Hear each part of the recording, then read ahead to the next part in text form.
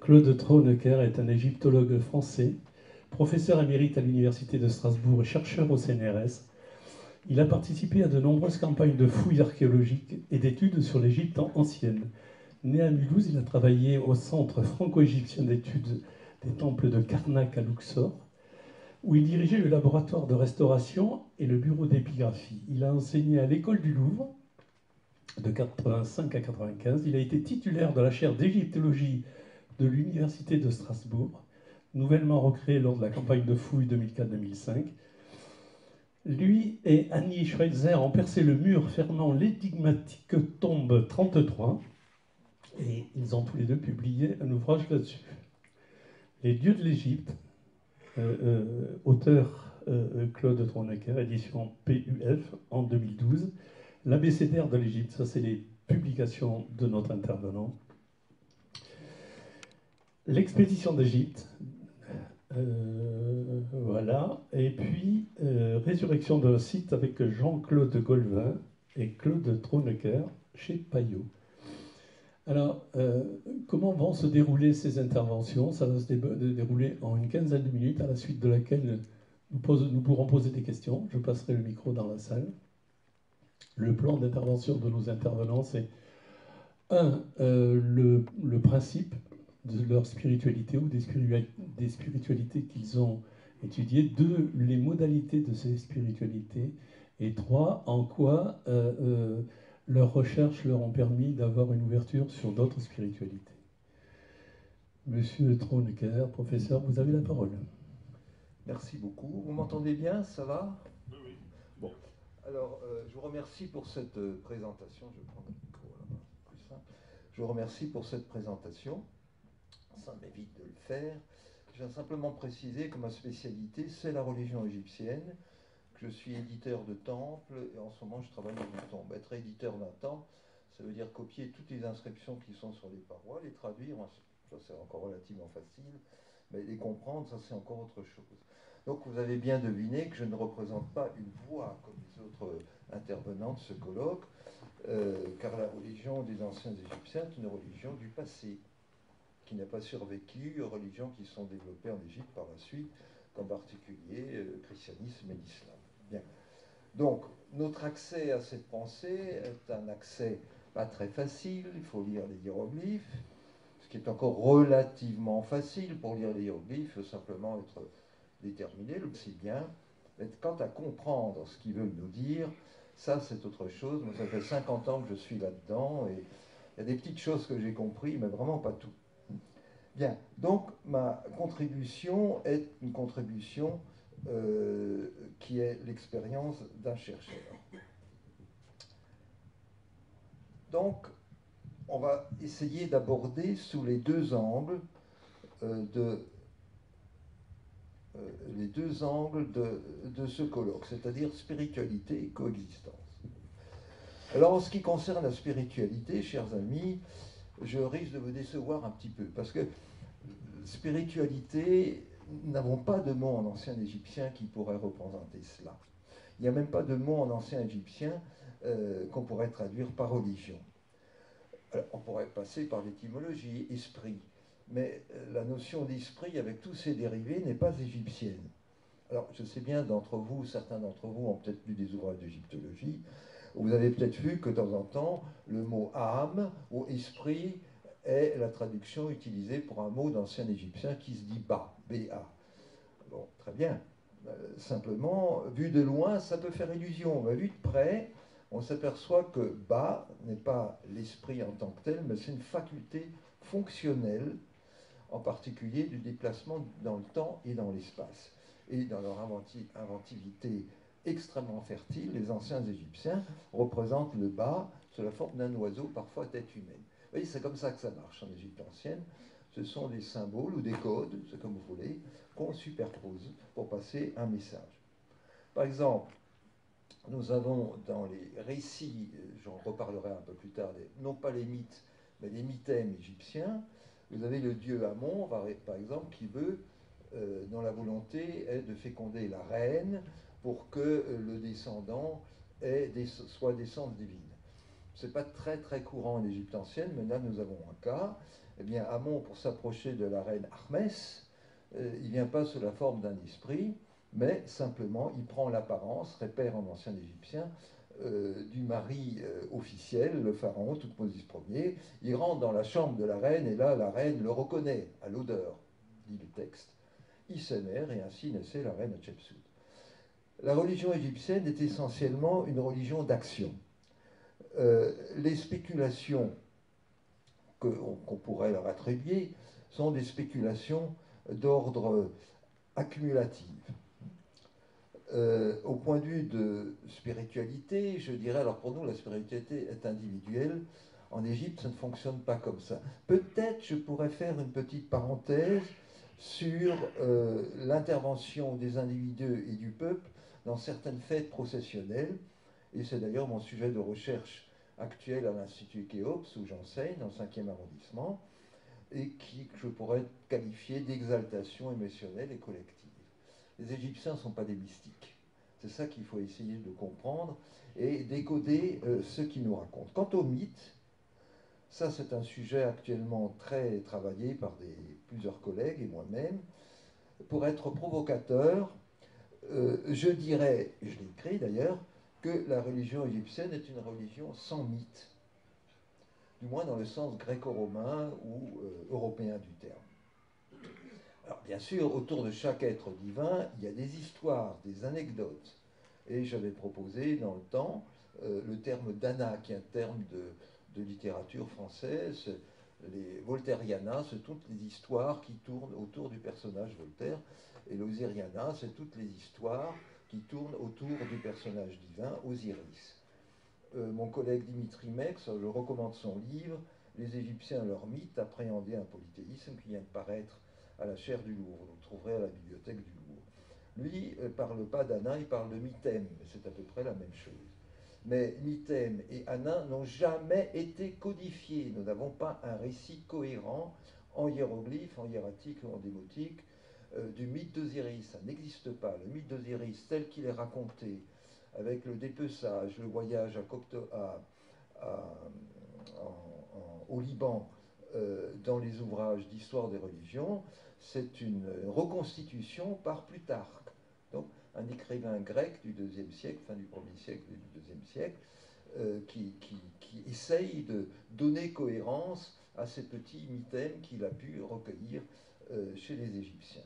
Donc, de ce côté-là, on est un petit peu déçu, côté spiritualité, mais on reviendra là-dessus. Le deuxième angle, coexistence. Il faut savoir que les religions égyptiennes sont aussi diverses qu'il y ait de villes et de temples. Et quand dans la religion égyptienne, il n'y a ni dogme, ni révélation et pas de livre. Donc il n'y a pas d'hérésie chez les Égyptiens. On ne peut pas être hérétique chez les Égyptiens parce que vous avez dans la ville voisine le récit de la création est complètement différent que chez vous et ça ne dérangeait personne, pas les prêtres et encore moins les fidèles. C'est une manière parfois, moi je trouve un peu psychotique, d'essayer de comprendre ce qu'on ne peut pas comprendre directement dans le monde sensible.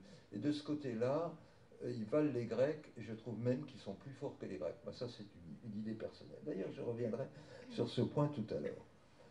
Il y a donc une série de croyances, une forme de foi et de confiance en ce que nous appelons les dieux. Comme exemple, je prendrai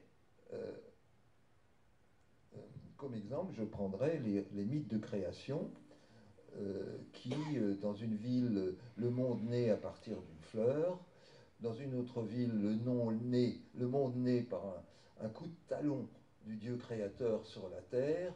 Il y a toutes sortes de modèles, le monde sort de la semence du créateur, etc. C'est extrêmement varié et ça ne gêne personne. Donc pas d'hérésie et donc pas de guerre de religion. Alors, ceux d'entre vous qui aiment bien l'Égypte, vous avez beaucoup lu dessus, vous êtes un peu étonnés, qu'est-ce qu'il raconte, le professeur Tourniquet, il y a quand même eu le fameux pharaon hérétique Akhenaton. Alors lui, je le connais bien, parce que j'ai beaucoup fréquenté, quand j'étais en poste à Karnak, on fouillait le 9e pylône et sortait des centaines de blocs venant de ces anciens temples. J'en ai publié certains, d'autres sont encore inédits. À travers ces découvertes et d'autres, un grand bloc au 10e pylône, on a une vision totalement différente que je défends d'Akhenaton, et je ne suis pas le seul, hein, j'ai des collègues qui sont un petit peu dans cet état d'esprit. Alors il faut savoir que le fameux monothéisme d'Akhenaton n'est pas un monothéisme avec un Dieu absolu qui nie l'existence des autres. Non, c'est une autre version du monde fondée sur l'observation physique du fonctionnement du monde et du rôle du Soleil. Sachez que Aton, dont on parle souvent, n'est pas le dieu d'Akhenaton, c'est la manifestation visible dans notre monde de la puissance qui est derrière le Soleil, c'est-à-dire le disque solaire. Aton, c'est le disque solaire, ce n'est pas un dieu en soi. Alors, ce n'est pas vraiment une religion nouvelle, parce qu'il y a déjà des prémices, et dans un texte fondateur que je suis en train de republier, c'est un grand discours qu'Akhenaton adresse au public. Alors, ce qui est pénible, c'est un discours en colonne verticale, et le haut est cassé, le bas aussi. Alors, vous voyez, si vous voulez lire une lettre, vous en faites une bande au centre de la lettre et vous essayez de comprendre de quoi il s'agit. Ben, on est un peu devant ce genre de problème. Mais je comprends en tout cas qu'il est agacé, non pas par l'existence des autres dieux, mais tout simplement par le problème que ça pose de tenir une comptabilité des divinités et leur théologie. Et que pour le culte, ça pose des problèmes. Et il fait l'opposition, il dit voilà, on va faire un inventaire de tous les dieux. Malheureusement, nous n'avons pas cet inventaire. Et moi, je préconise un rituel tout différent qui s'adresse uniquement à sa manifestation dans le monde, des forces créatrices qui est le soleil. C'est très moderne, mais ce n'est pas du monothéisme. D'ailleurs, alors vous direz, oui, mais évidemment, les méchants prêtres d'Amon. Alors, ce qui s'est passé avec les prêtres d'Amon, ça, je crois que j'ai pu déterminer par des textes en partie encore inédits, c'est que dans cette recomposition du fonctionnement du pays, parce que Pharaon est quand même le responsable de l'humanité devant les dieux, il y a un système économique complètement différent, et c'est pour des raisons, je pense, assez tristement économiques, qu'il y a une résistance du côté des prêtres d'Amon, mais pas du tout pour des raisons purement religieuses. Donc on arrive à un constat un peu décevant, hein. Ils ne sont pas de la spiritualité, il y a une coexistence, mais enfin qui n'est pas étoffée, si vous voulez, intellectuellement. Alors, comment m'insérer dans ce colloque? Eh bien, en lisant les documents qu'on m'a donnés, je suis tombé sur cette phrase du professeur Claude Le Fustec de la dernier colloque en 2017. Comment nommer ce qui déborde les positivités de l'existence? Ah, ça, c'est une belle définition de la spiritualité. Et je retiens essentiellement le terme débordé. En effet, toute la pensée égyptienne est parcourue par l'obsession de la reconnaissance des limites et des frontières, tant dans le temps que dans l'espace. Alors, je suis très agacé quand on parle de l'histoire de la philosophie, et pour beaucoup de personnes, la philosophie est née en Grèce. Avant, il n'y a rien. Ça me met en colère, et les Égyptiens ont réellement une philosophie. Alors évidemment, beaucoup de gens disent, mais comment ces gens qui imaginent des dieux à corps humain, à tête d'animaux, peuvent avoir une philosophie? Tout ça, c'est tout simplement de la superstition. Non, c'est tout simplement un langage de réflexion sur le monde qui vaut très largement celui des Grecs. Encore faut-il pouvoir le déchiffrer. Et il m'a fallu des années pour surmonter cet handicap. Donc moi je considère que les images égyptiennes, c'est un système de notation un peu comme nos symboles chimiques ou mathématiques, permettant de mettre en forme les projections, hein, de l'imaginaire et qui débordent le monde évidemment du sensible et pour répondre à des questions existentielles qu'avaient les anciens Égyptiens comme les Grecs. Alors, je défends donc cette position et il m'est difficile dans le peu de temps que j'ai devant moi de décrire tout ça. Donc pour terminer, je vais vous prendre trois exemples qui vous permettront de mieux comprendre le déroulement de ma pensée. D'abord l'état divin, Dieu. Vaste programme, qu'est-ce que Dieu? Plus un Dieu égyptien avec leurs aspects complètement différents. Alors j'ai un collègue qui a essayé, beaucoup d'autres, Champollion a commencé, de décortiquer le mot Dieu en ancien égyptien, c'est le mot Netcher. 3 consonnes, comme souvent les noms égyptiens, le N, le Tche et le R. Alors on n'y est pas arrivé. Alors on dit c'est peut-être le mot terre qui veut dire le temps, etc. Bien. Et puis j'ai un collègue, Dimitri Mex, qui a eu cette idée géniale, il dit on ne sait pas ce que veut dire Netcher, mais on sait en tout cas que Senetcher, donc rendre Netcher, donc c'est le S factitif en ancien égyptien, c'est le nom de l'encens. Et il a avancé cette idée remarquable que est Netcher, est Dieu, tout ce qui n'est accessible que par un rituel. Donc, dès qu'il n'y a plus une réalité matérielle du monde sensible et qu'il faut y accéder par le rituel, on est dans un autre monde qui est le monde des Netcher. Alors, conséquence, c'est que les êtres de puissance dans l'imaginaire, ce que j'appelle de temps en temps les coulisses du monde, ce sont évidemment des Netcher. Mais vous pouvez aussi avoir comme être de puissance inaccessible le roi, Pharaon, parce que Pharaon est responsable de toute l'humanité, mais il n'est pas toujours présent partout. Alors, dans tous les palais qu'il avait, il en avait pas mal dans le pays, il y a toujours dans la salle du trône, le trône est vide, et derrière le trône, il y a une fausse porte représentée qui permet par le rituel à l'accès liturgique, rituel, à Pharaon. Ça, c'est une idée absolument formidable. Et il y a aussi les êtres ordinaires qui sont dans l'autre monde. Ben, ce sont nos parents décédés, les défunts. Eux aussi sont Netcher parce qu'on peut y accéder que par le rituel. De sorte qu'est apparue il y a quelques années déjà cette idée que je trouve maintenant un peu idiote de la divinisation des défunts. Ils ne sont pas divinisés, ils sont tout simplement défunts. À ce titre, ils sont accessibles par le... Tout est rituel en Égypte ancienne. Et quand on a compris que c'est une religion d'action, beaucoup de problèmes qu'on pensait insolubles, ben, on ne les résout pas, ils n'existent plus, parce que la solution est dans la définition. Un deuxième exemple que je vous donnerai, c'est l'obsession du comment, du pourquoi. Alors les Égyptiens, c'est comme des gamins. D'ailleurs, ils ont des côtés un peu gamins. Cette idée quand même de nier la mort. Quelqu'un meurt, bah, nous, qu'est-ce qu'on fait? On essaye, pardonnez-moi, c'est un peu brutal, on essaie de se débarrasser du corps, parce que bientôt il va sentir mauvais, et puis c'est épouvantable, un défunt. Donc, bien non, eux, on dit, il n'est pas mort, on va faire comme s'il était vivant. Donc c'est la momification. C'est un peu des réactions un petit peu enfantines. Eh bien, dans beaucoup de choses, ils sont comme ça, ils réfléchissent. Ah oui, mais le pourquoi du comment. Donc, ils se sont imaginés qu'au-delà de notre monde, il y a un autre monde, là où sont les dieux, ou là où sont les défunts. Et ce monde-là, où est-il? Il est au-delà du soleil. Donc, il y a une sorte de représentation d'un monde au-delà des circuits solaires, qui est un autre monde, et qui, d'après eux, était le monde d'avant la création, parce que la création, elle est liée au circuit solaire. C'est une approche très physique, quantique, je dirais. Hein, c'est formidable. Alors, ils ont fait ce que même les Grecs n'ont pas fait, enfin, ma connaissance, hein, je ne suis pas helléniste, ils ont essayé d'une part de définir la création pour mieux décrire l'antécréation. Alors, la création, selon les théologiens, je dirais plutôt le philosophe égyptien du deuxième millénaire avant notre ère, il est fait de 4 éléments. Le premier élément, notre monde, où nous sommes dans cette salle, c'est le solide. Hein. Ce bureau, c'est quelque chose de solide. Cette estrade, les maisons, tout ça, c'est du solide. D'autre part, notre monde est délimité. On est dans cette salle, on est dans Paris, on est dans le deuxième arrondissement, on peut décrire l'espace autour de nous.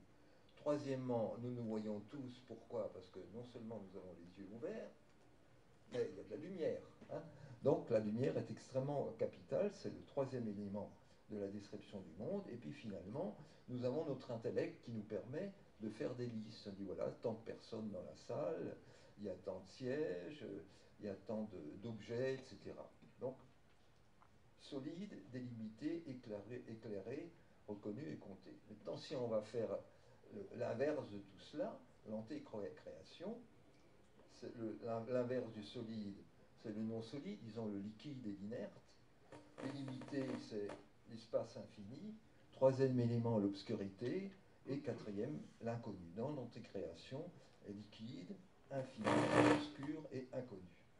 Alors là, ils vont encore plus loin, ils disent oui, mais de ce monde d'antécréation est sorti notre monde. Comment? Eh bien, on va prendre le modèle du couple. Donc on va imaginer que les 4 éléments sont représentés par une personne, Nun pour le liquide, Het pour l'espace infini, obscur c'est Kek, et Amon pour l'inconnu. Et on va lui donner une version féminine, donc en égyptien ancien on rajoute un T, donc on devient la déesse Nunet, Ehet, Keket et Amonet. Et ces couples de ces couples va sortir la puissance, d'où sortira le soleil tous les matins. Voilà, ça c'est le fonctionnement des Égyptiens. C'est très descriptif, c'est très fin, c'est intelligent, c'est beau quand c'est représenté, mais pour moi, ce n'est pas spiritualité, puisque l'homme n'est pas directement présent. Et pour terminer, je prendrai un autre exemple, c'est le temps. Parce qu'ils m'ont manipulé le temps aussi. Pour les Égyptiens, pour nous, il y a une éternité. Enfin, encore faut-il la définir. Pour eux, il y avait deux éternités. Il y a l'éternité du monde sensible, donc en gros le cycle solaire, la succession des jours, des années, des siècles, ce qu'ils appellent l'éternité Néhé, celle des cycles solaires. Mais il y a une autre éternité, l'éternité de Jet, c'est l'éternité du monde qui est au-delà de notre sensible. Vous voyez, le pourquoi du comment, constamment ils vont plus loin. Et là, nous avons cette éternité de Jet, c'est l'éternité du monde imaginaire au-delà des frontières du réel. C'est quand même fort d'imaginer ça. Les Grecs ne sont pas allés aussi loin dans les spéculations. Alors, je ne sais pas si dans d'autres civilisations humaines, il y a des choses comme ça. Peut-être que dans le monde asiatique, il y a des gens qui sont allés aussi loin. Alors, parfois, j'utilise l'exemple aussi de la pièce de théâtre. Vous avez une pièce de théâtre sur une scène, vous avez le temps de la pièce.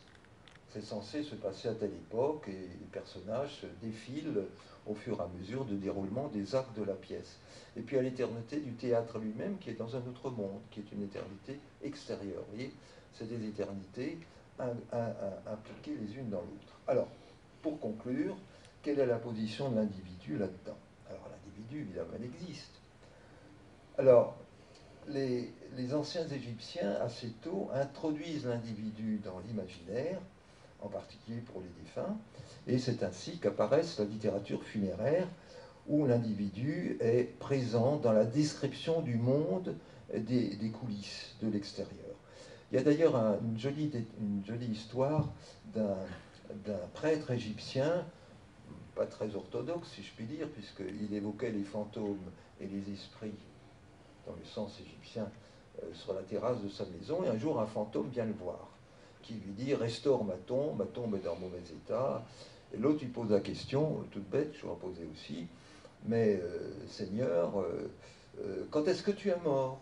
Pour que je puisse retrouver où est ta tombe dans la nécropole. L'autre, pour dire bêtement, je suis mort en l'an 15 de Mentuhotep II, il dit tout simplement, quand Mentuhotep II était dans sa 12e année, je ne sais plus, alors ils n'aiment pas parler de la mort, c'est un mot qu'ils n'utilisent pas beaucoup, j'étais, à ce moment-là, j'étais le premier des vivants et le dernier des défunts. Incompréhensible. Mais si on pense que les Égyptiens sont toujours omnibulés par la frontière, si on imagine le passage de la vie à la mort comme une frontière qu'il faut franchir, on sait aussi qu'à chaque instant, en ce moment où je vous parle, il y a des gens qui sont en train de mourir. Donc si on imagine toute l'humanité comme une masse en file indienne qui dirige vers la limite fatale, le premier des humains, c'est celui qui va franchir dans cette file indienne, dans cette queue à l'entrée de l'éternité. C'est donc le premier des humains, et puis le dernier des défunts, parce que dès qu'il est passé de l'autre côté, il est le dernier. Vous voyez cette vision spatiale du temps qui est quand même tout à fait remarquable. Donc là, l'individu va rentrer dans les grandes réflexions sur le fonctionnement du monde. Et sur un plan qu'on pourrait peut-être appeler spirituel, il y a eu un phénomène très étrange vers le milieu du premier millénaire avant notre ère. C'est dans des textes juridiques que j'ai trouvé ça. Quand il y a un conflit entre deux Égyptiens, il y avait un procès, un tel disait, voilà, je t'accuse d'avoir battu ma femme. Alors ça c'est exact, il y a un nostracone démotique à l'université de Strasbourg qui raconte cette histoire. Je t'accuse d'avoir battu ma femme. L'autre dit, c'est pas vrai, j'ai pas battu ta femme. Alors, comme il n'y a pas de témoin, on ne peut pas savoir, on le condamne, et ça c'est nouveau, donc vers le 6e siècle avant notre ère, on le condamne à répéter son affirmation d'innocence devant la porte du temple. Donc le dieu devient témoin d'une affaire purement privée. Ça n'existe pas avant. On a des oracles, mais ça fonctionne comme une ordanie. C'est tout à fait différent. Et alors, s'il dit non, non, je ne le fais pas, ben, il est obligé de payer une amende parce qu'on considère, s'il n'ose pas le faire, c'est qu'il a vraiment battu la femme du voisin. Bien. Ça implique surtout qu'il y a une sorte de responsabilité directe de la personne par rapport au dieu. Et ils ont inventé un mot, petbe, c'est un mot démotique qui veut dire la récompense, le salaire. Alors, les égyptologues le connaissent assez peu parce que c'est pas en hiéroglyphe, une écriture populaire tardive, et le dieu Petbe est devenu une divinité qu'on va retrouver dans le monde gréco-romain, symbolisée par un griffon avec une roue, et qui devient évidemment la némésis grecque. Et pour terminer, si certains d'entre vous ont l'occasion de vous promener dans le Cantal, allez donc voir le château de Messiac en Auvergne, dans le Cantal, et vous verrez sur le linteau d'entrée du corps cernurial, il y a le Seigneur qui est représenté. D'un côté, il y a un petit angelot, et de l'autre côté, il y a un griffon avec une roue. Eh bien, c'est le Petbe égyptien dans son avatar du XVIe siècle en France. Je vous remercie pour votre patience.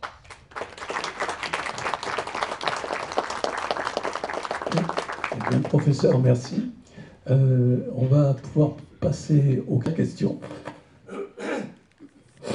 Dans les lois de la religion égyptienne, il y a à peu près 7 grands principes. L'univers est mental, tout ce qui est perçu a son double dans l'invisible.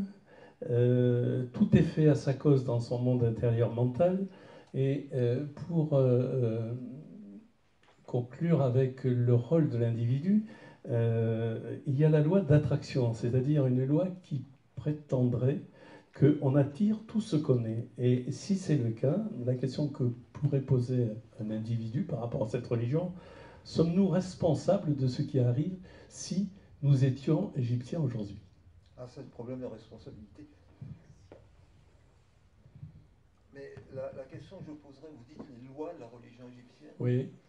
C'est quelle Alors, les 7 lois, 4 immuables et 3 transitoires, l'univers est mental, correspondance, vibration, polarité, rythme, cause, effet. Oui, oui, mais c'est Voilà. fondé sur quel texte? Ah, c'est sûr, c'est la définition de la religion égyptienne sur Wikipédia. Hein, c'est pas un grand professeur qui l'a trouvé. Donc, si c'était ça, et si dans cette déclinaison, est-ce que quelque part on pourrait faire un pont de plus de 2000 ans pour dire aujourd'hui, l'homme est-il responsable, comme peut-être il l'était du temps des Égyptiens, de ce qui lui arrive? Voilà, c'était pour lancer le débat. Bon, alors, si vous voulez, ces lois égyptiennes, moi je ne les connais pas, elles ne font pas D'accord. partie de l'égyptologie. Ok.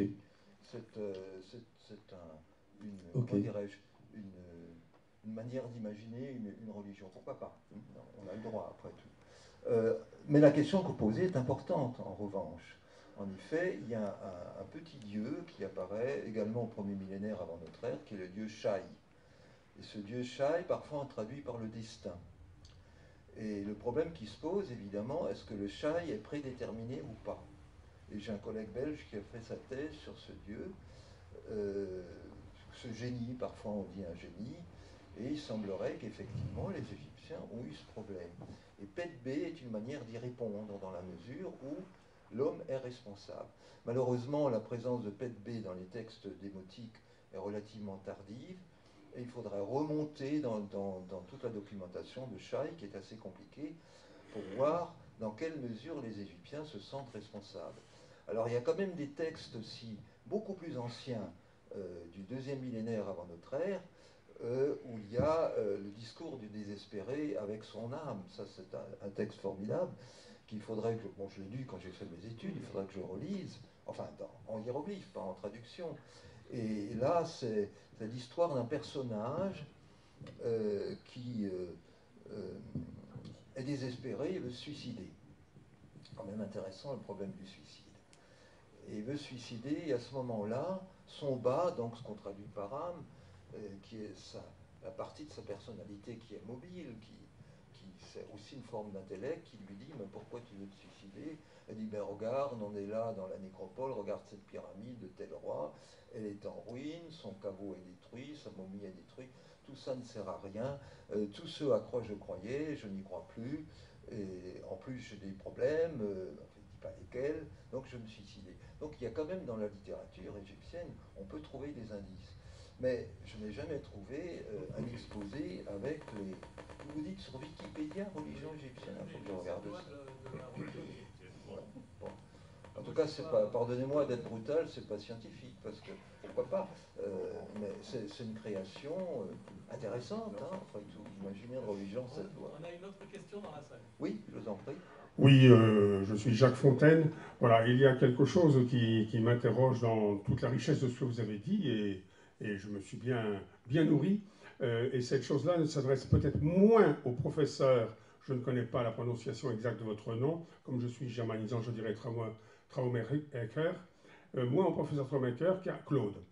À un moment, vous avez fait une allusion, à mon avis, dans ma sensibilité de chercheur initiatique, à Akhenaton. Oui. Hein, Oui. Voilà, à Akhenaton. Et vous êtes allé très vite sur Akhenaton. Oui, mais pas beaucoup de temps. Mais bien sûr, vous n'avez pas beaucoup de temps. À vous donner des détails. Hein. Mais s'il vous plaît, voilà, je voudrais savoir si c'est Claude ou le professeur qui a parlé. Quand vous avez parlé d'Akhenaton, il semblerait, je dis bien, il semblerait dans mes oreilles, hein, que vous ayez dit, Akhenaton, on a commencé à retourner à se tourner vers une sorte de monisme.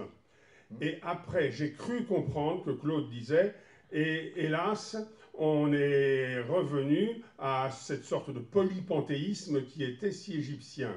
J'aimerais savoir, professeur, j'aimerais savoir, Claude, si c'est dans votre cercle universitaire que l'on dit cela, ou si c'est vous qui le pensez. Parce que moi, je vais vous donner ma pensée, je pense que le monothéisme est une régression fondamentale de l'humanité. Ça, c'est intéressant, ça. Oui, oui, oui. Non, je me suis souvent fait engueuler parce que je niais le monothéisme athénien, mais je pense que les formes de polythéisme peuvent être très très riches également. Alors le problème, c'est assez compliqué. Je ne sais pas si Erik Hornums vous dit quelque chose.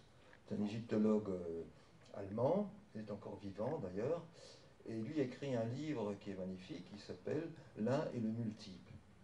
Dans la pensée d'Erik Hornung, que j'ai bien connu, et puis moi-même j'écris là-dessus, en Égypte ancienne, c'est monothéiste par définition, dans la mesure où l'instant premier, il y a ce monde non créé, et à ce moment-là, il y aura une étincelle, c'est la divinité créatrice qui va de lui se faire sortir tout le monde, mais à l'instant zéro, il est unique. Voyez. Donc ça, c'est quand même assez particulier. Alors, je n'ai pas dit hélas, vous m'avez mal compris. En tant que scientifique, je ne dis jamais hélas. Je décris ce que je comprends, mais je n'ai pas de jugement de valeur. Alors, est-ce que le système ammonien était meilleur que le système atomien? Ça, je n'en sais rien. Je ne suis pas un ancien égyptien, je n'ai pas vécu, j'y étais pas. Hein. Mais je crois qu'effectivement, il y a ce fameux texte qui sort du deuxième pilote, je suis en train de réétudier, où donc il décrit sa religion en disant que l'avantage de sa religion, c'est plutôt son rituel, c'est qu'on s'adresse directement au soleil, et le soleil, on ne peut pas l'atteindre. Alors que les statues de culte, on peut les détruire. Et ça met le désordre dans le pays. Donc c'est cette approche très pragmatique d'Akhenaton que j'essaye de défendre. Je ne suis pas le seul. Merci. Bonjour monsieur. Je retiendrai deux termes, deux expressions. Philosophie de l'action, d'une part, donc un côté extrêmement pragmatique, et d'autre part, délimitation. La notion de limite qui, vous l'avez mis en lumière, est au cœur de la pensée, peut-être de la sensibilité des anciens Égyptiens.